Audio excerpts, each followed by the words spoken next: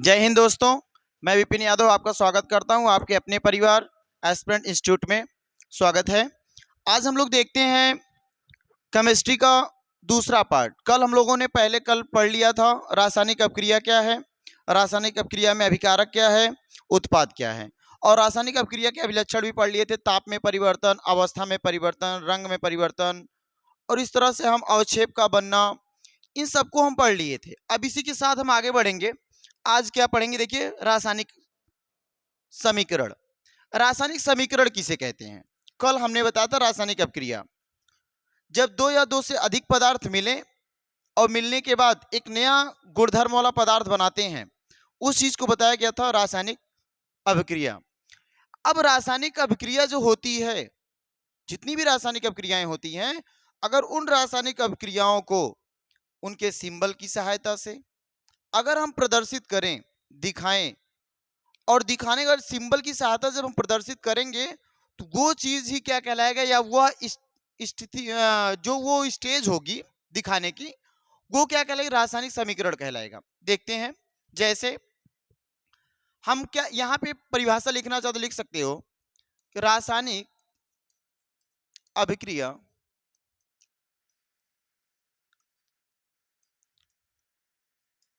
रासायनिक अभिक्रियाओं को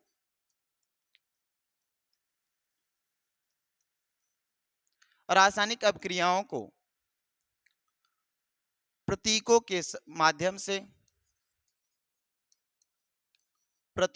माध्यम से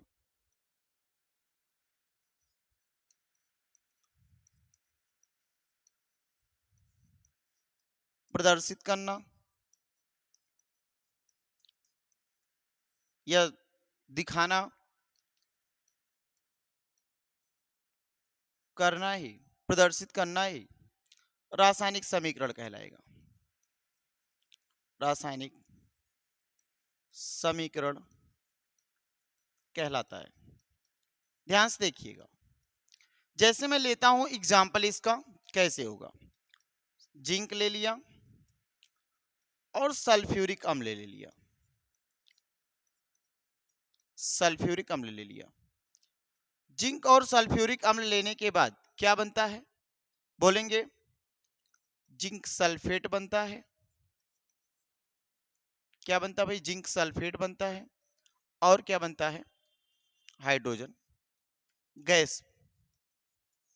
हाइड्रोजन गैस बनती है। यहां लिख सकते हैं हाइड्रोजन गैस। अब एक बात ध्यान से देखिए। आप क्या मैं जिंक का प्रतीक रखा, देखो रासायनिक अभिक्रियाओं, ये रासायनिक अभिक्रिया हो गई। अगर हम प्रतीकों के माध्यम से रखें, किसके माध्यम से भाई? प्रतीक। क्या जिंक का प्रतीक रखे, सिंबल रखे? नहीं सर। सिंबल क्या होगा भाई? जिंक का सिंबल Zn होगा प्लस। सल्फ्यूरिक एसिड का सिंबल क्या होगा? बोलोगे सर सल्फ्यूरिक एसिड का सिंबल होता है H2SO4। क्या होता है? H2SO4 gives out. अब ध्यान से सुनो, ये जिंक हो गया, ये सल्फ्यूरिक अम्ल हुआ।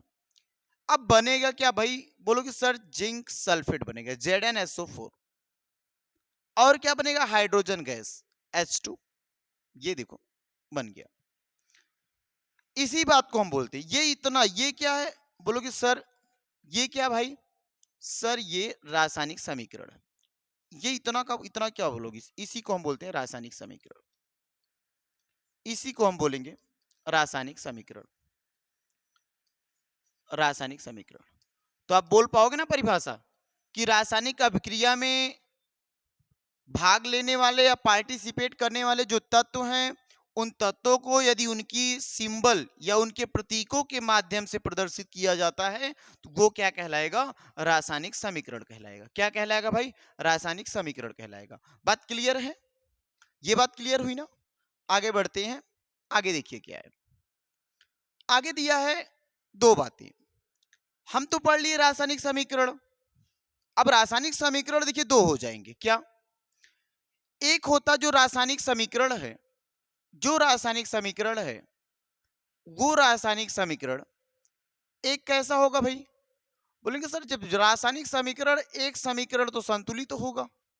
देखिए ध्यान से, कैसे दो समीकरण? बोलोगे एक समीकरण सर संतुलित है और एक समीकरण क्या है?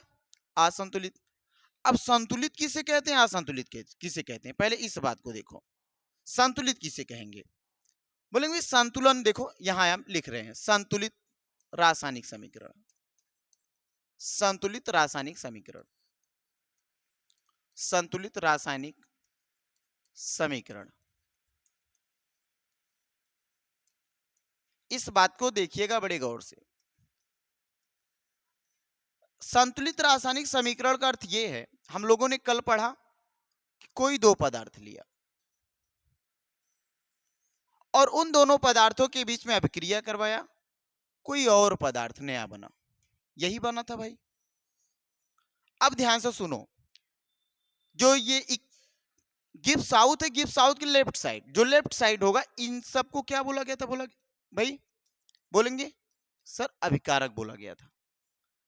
ये भी क्या था सर? अभिकारक बोला गया था। लेकिन जो राइट साइड बन रहा था वो क्या था भाई? बोलोगे सर इसको हम कल उत्पाद बोले थे। यही ना बोले थे? उत्पाद बोले थे। क्या बोले थे भाई? सर इनको उत्पाद बोले थे।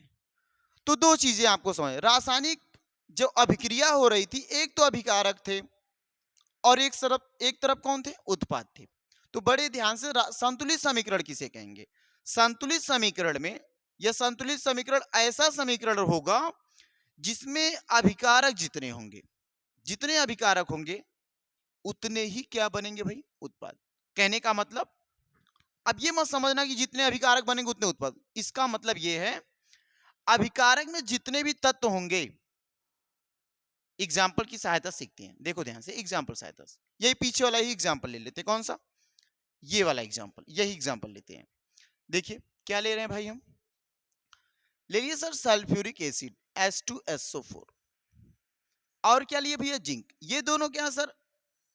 ये दोनों भाई हैं क्या? बोलोगे सर ये दोनों अभिकारक हैं। उत्पाद क्या बना भाई? ZnSO4, zinc sulphate. और क्या बना? बोलोगे सर हाइड्रोजन गैस बना। मेरे कहने का तात्पर्य क्या निकला? बोलोगे जो अभिकारक है, अभिकारक में क्या? बोलोगे सर यहाँ पे हाइड्रोजन कितनी बार है भाई? 2 बार। सल्फर कितनी बार सर? 1 बार। ऑक्सीजन कितनी बार भैया? 4 बार। इस देखो इधर केवल H2SO4 में बोल रहा हूं। जिंक कितनी बार? बोलोगे भैया जिंक 1 बार है। जिंक कितनी बार भाई? जिंक 1 बार है। इस पक्ष में देखिए, इधर देखिए जिंक कितनी बार? बोलोगे सर जिंक तो 1 बार है। सल्फर सर कुछ नहीं, 1 बार है। ऑक्सीजन भैया 4 बार। ये तो हम निकाल ले जाएंगे ना? बिल्कुल सर निकाल ले जाएंगे।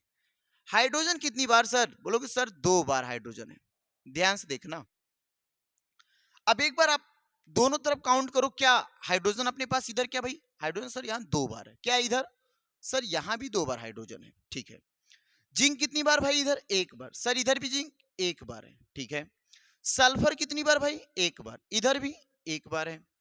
ऑक्सीजन कितनी बार? इधर बोलोगे सर 4 उधर और 4 इधर। कहने का मतलब क्या निकला? सर कहेंगे अभिकारक जितने थे, जितना हाइड्रोजन उधर था उतना ही हाइड्रोजन इधर है, जितना सल्फर उधर था उतना सल्फर इधर भी है, जितना ऑक्सीजन उधर था उतना ही ऑक्सीजन इधर भी है, जितना जिंक उधर था उतना जिंक इधर है। इसका मतलब क्या निकला? बोलेंगे सर इसका मतलब दोनों तरफ तो बराबर है। जो एलिमेंट हैं, जो परमाणु हैं, जो तत्व हैं, वो क्या है? दोनों तरफ बराबर है। अब जो दोनों तरफ तत्व बराबर हैं तो हम क्या बोलेंगे? तत्व दोनों तरफ बराबर होने की वजह से ये इक्वेशन जो है, ये जो समीकरण है, वो संतुलित है कि असंतुलित है? माने संतुलन का मतलब उनका संतुलन बना है कि नहीं है? बोलोगे बिल्कुल सर संतुलन बना है। जितने एलिमेंट उस साइड हैं उतने एलिमेंट राइट साइड भी है। लेफ्ट साइड एलिमेंट बराबर है राइट साइड एलिमेंट के, तो बोलेंगे ये समीकरण कैसा होगा? बोलोगे सर ये समीकरण संतुलित होगा। बोल ले जाओगे। अब संतुलित समीकरण की परिभाषा लिखना पड़े तो क्या लिखोगे? बोलोगे रासायनिक अभिक्रिया में या रासायनिक समीकरण में अभिकारकों में तत्वों की संख्या और उत्पादों में भी तत्वों की संख्या बराबर होती है। क्या बोलोगे? अभिकारकों में, देखिए यहां पे लिख दे रहा हूं, रासायनिक जो समीकरण होगा उसमें अभिकारक में तत्व की संख्या, अभिकारक में तत्व की संख्या, अभिकारक में तत्व की संख्या बराबर किसके भाई? बोलोगे उत्पाद में तत्व की संख्या के बराबर है। उत्पाद में तत्व की संख्या, इस बात को आप नोट कर लेंगे। इसे क्या बोलेंगे भाई हम? अभिकारक में अगर तत्व की संख्या और उत्पाद में तत्व की संख्या बराबर हो जाती है तो वो कैसा समीकरण बोलेंगे? तो बोलोगे सर वो बैलेंस इक्वेशन है, या इसी को बोलेंगे हम भैया ये कैसा समीकरण है? ये संतुलित समीकरण है। बात क्लियर हो जाएगी ना? अभिकारक में तत्व की संख्या उत्पाद में तत्व की संख्या क्या हो जाए? बराबर हो जाए, तो बोलेंगे क्या है? तब क्या है? बोलोगे सर संतुलित रासायनिक समीकरण है। दूसरी बात, असंतुलित रासायनिक समीकरण क्या होगा? देखिए, असंतुलित रासायनिक समीकरण, असंतुलित रासायनिक समीकरण, रासायनिक समीकरण।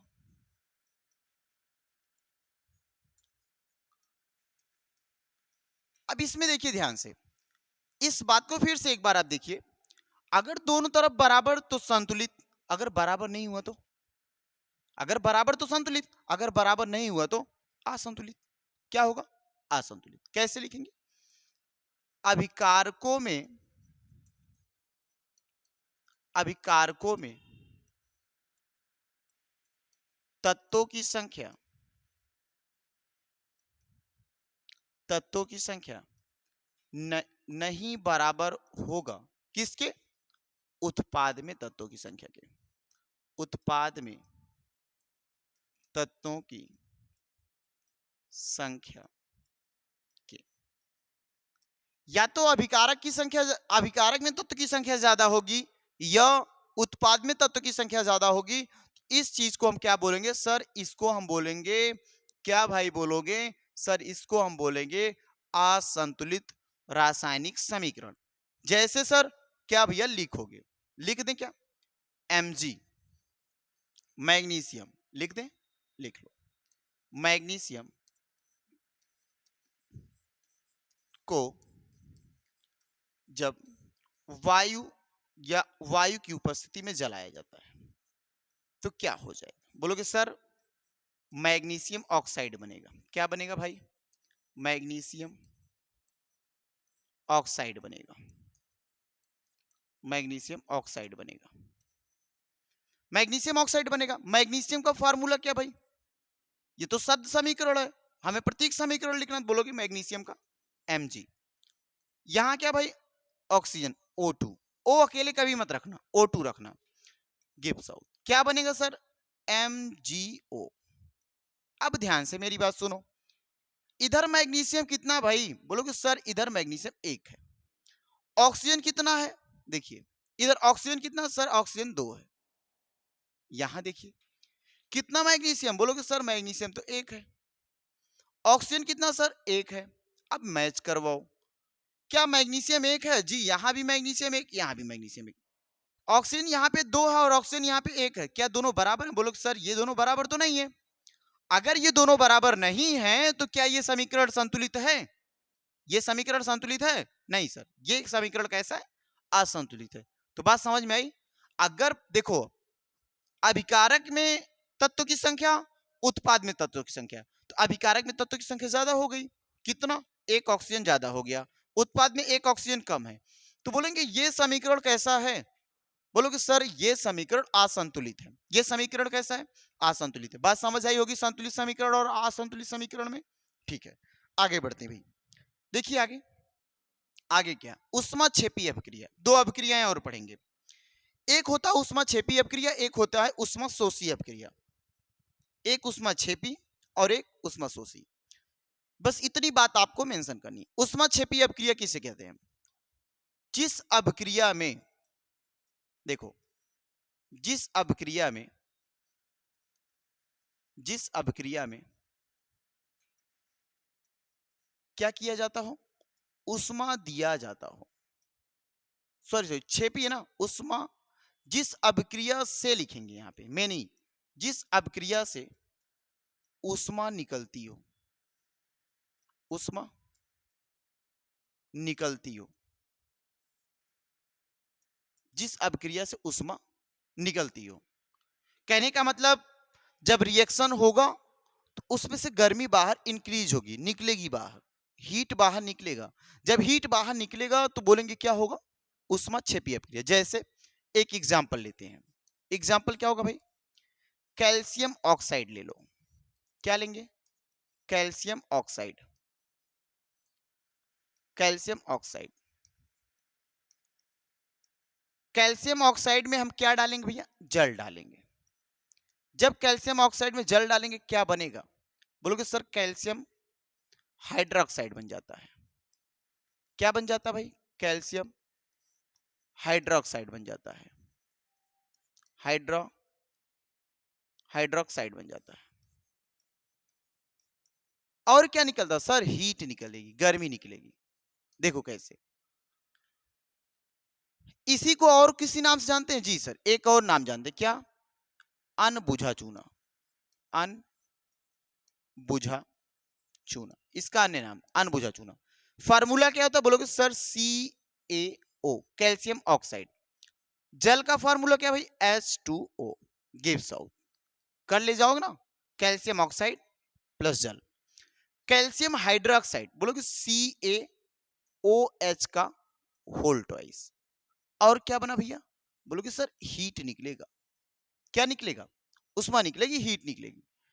अगर आप नजदीक किसी मार्केट में जाएंगे और वहां से जो हार्डवेयर वाली दुकान होती है वहां से थोड़ा सा चूना खरीद के लाइएगा। और चूना खरीद के लाने के बाद आप किसी ग्लास में या किसी भी पॉट, कोई भी बर्तन हो उसमें रखिएगा। और रखने के बाद थोड़ा सा उसमें पानी डालिएगा।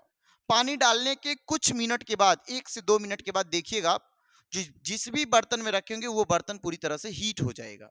तो तुरंत आपको एक बात समझ में आई होगी, सर आपने सही पढ़ाया। क्या कि कैल्शियम ऑक्साइड में, जब कैल्शियम ऑक्साइड अर्थात अनबुझे चूने में हम क्या डाल देते हैं, जल को डाल देते हैं, तो वो रिएक्शन कैसा दिखा रहा है, बोलोगे सर ये तो रिएक्शन क्या हो गया, देखो कैल्शियम हाइड्रोक्साइड बनता है तो वो हीट निकलती है। और जब हीट निकलेगी तो आपको समझ में आएगा ये कैसा रिएक्शन है, ऊष्माक्षेपीय अपक्रिया है। ये कैसी अपक्रिया होगी, ऊष्माक्षेपीय अपक्रिया होगी। बात समझ आई, आगे बढ़े भाई।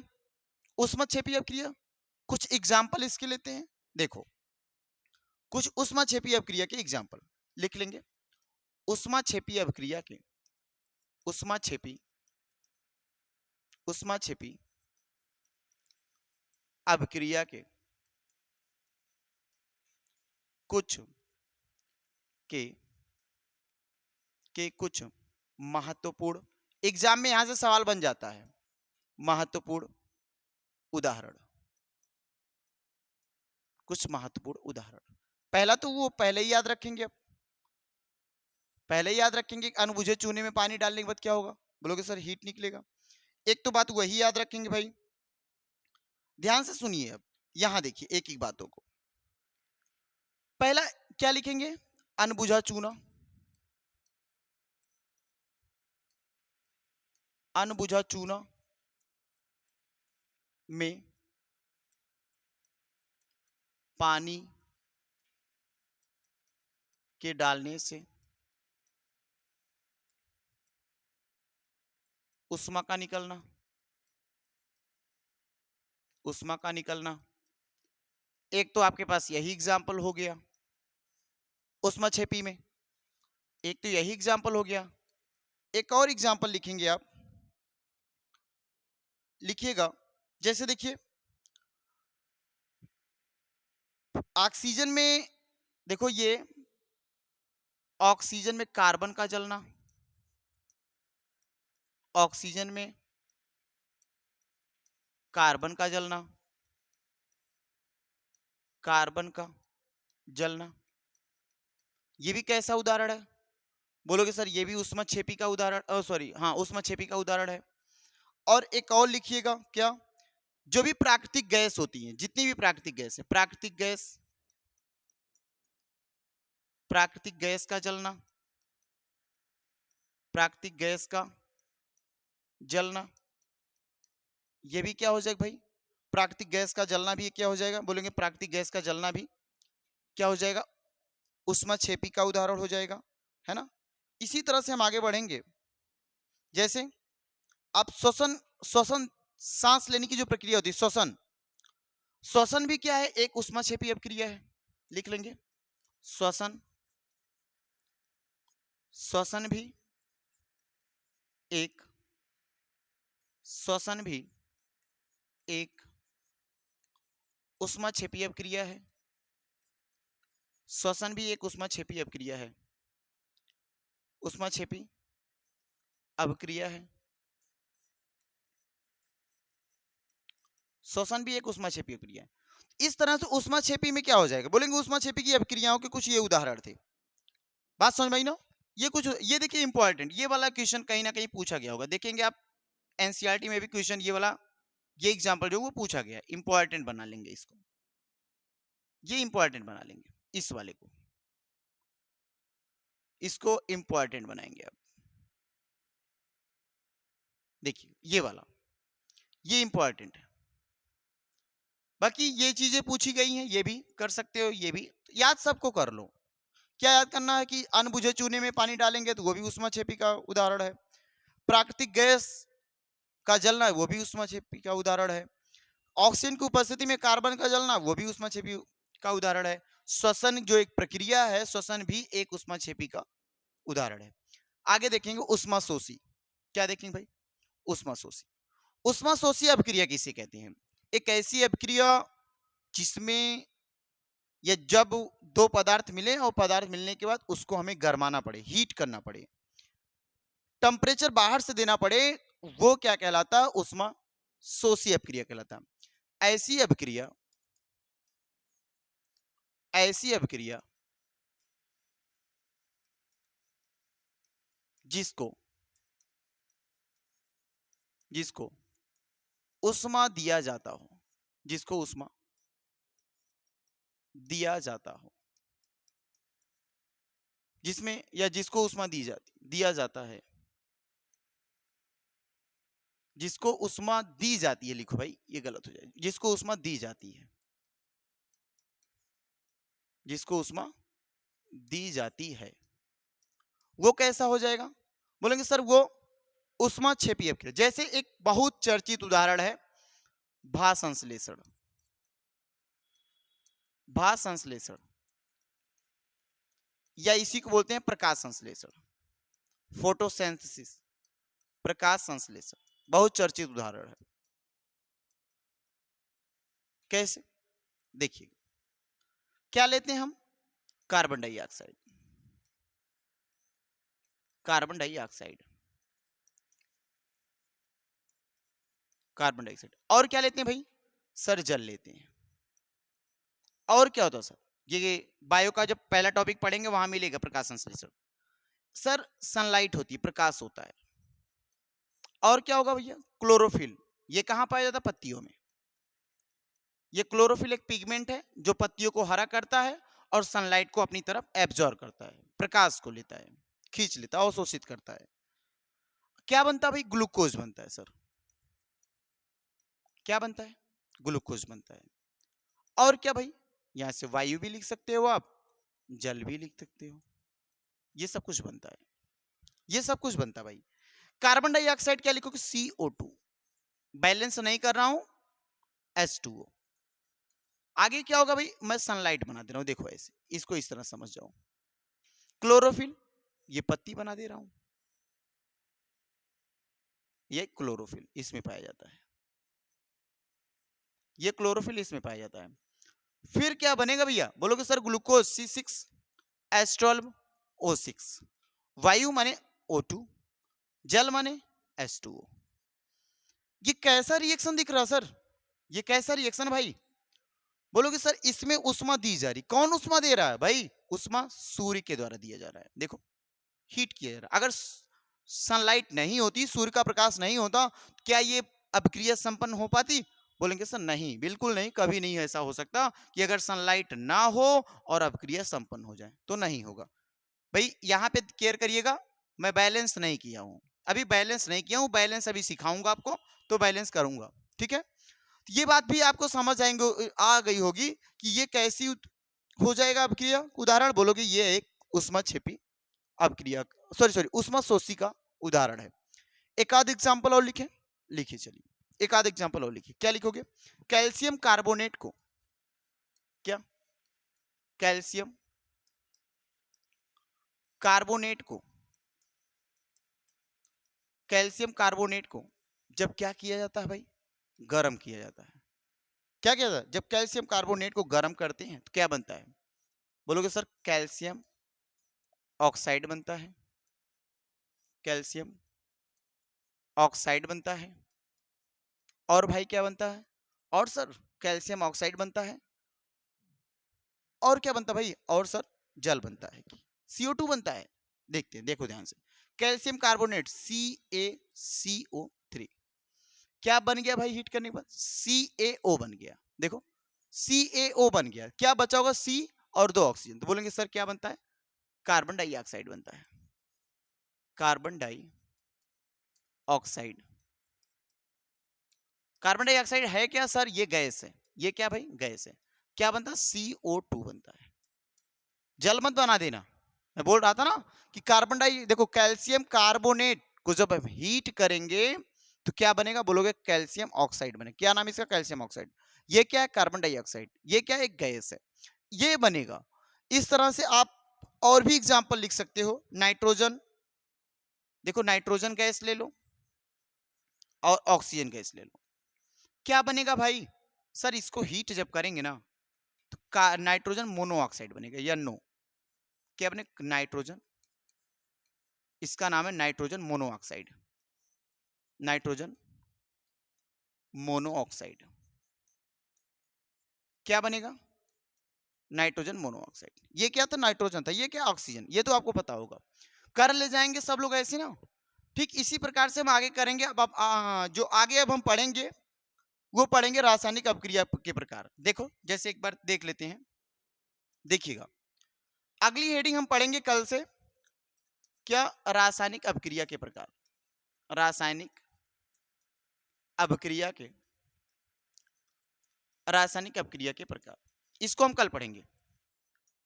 रासायनिक अपक्रिया के प्रकार में कितने प्रकार होते हैं एक बार देख के आइएगा सब लोग। क्या भाई? रासायनिक अपक्रिया कितने प्रकार का होगा? बोलोगे सर 5 प्रकार। कौन कौन से? बोलेंगे भैया संयोजन। कौन होता है? संयोजन, कॉम्बिनेशन रिएक्शन। दूसरा क्या होता है सर? वियोजन, या इसी को बोलते हैं एक और नाम से अपघटन। क्या बोलते हैं? अपघटन। तीसरा क्या होता है सर? विस्थापन, विस्थापन। अगला क्या होता है? द्विविस्थापन, द्विविस्थापन। यही से देखो एकल विस्थापन है, द्विविस्थापन भी इसी बोलते हैं, विस्थापन। इसको एकल विस्थापन भी बोल देते हैं। अगला एक और रिएक्शन पढ़ने को मिलता है रेडॉक्स, रेडॉक्स। अभी आप यहां से सीखेंगे द्रव्यमान संरक्षण नियम, और उसके बाद पढ़ेंगे आप यहीं से आगे, तब जाके हम पढ़ेंगे संयोजन अपक्रिया, उसके आगे पढ़ेंगे वियोजन अपक्रिया या अपघटन अपक्रिया, फिर उसके बाद विस्थापन अपक्रिया, फिर विस्थापन अपक्रिया, द्विविस्थापन, और उसके बाद रेडॉक्स। तब जाके हमारा लेसन ये क्या हो जाएगा? कंप्लीट हो जाएगा। तो बस आज इतना ही रखेंगे। चीजों को आप दोहराइएगा बार बार, और चीजों को एक बार समझने की कोशिश करिएगा, और ज्यादा ज्यादा क्वेश्चन करने की भी कोशिश करिएगा। जितना ज्यादा आप क्वेश्चन बनाएंगे उतना ज्यादा आपको समझ आएगा। जब तक आप क्वेश्चन नहीं करेंगे तब तक आप किस लेवल तक पढ़ रहे हैं, कैसे पढ़ रहे हैं, ये आपको नहीं समझ आएगा। अब यहां से हम पढ़ेंगे संयोजन का लगभग 12-12, 10-10 एग्जाम्पल पढ़ेंगे। यहां से आपको बैलेंस करना, पहले हम बैलेंस करना सिखा देंगे आपको, तब जाके संयोजन का जब हम अभिक्रिया पढ़ेंगे तो उसको बैलेंस करते हुए आगे बढ़ेंगे। वियोजन का जब हम पढ़ेंगे तो वियोजन का बैलेंस करते हुए आगे बढ़ेंगे। तो ठीक है, आज इतना ही क्लास रखेंगे, और अगली क्लास पुनः आपको कल मिलेगी। ठीक है, यहीं तक, धन्यवाद।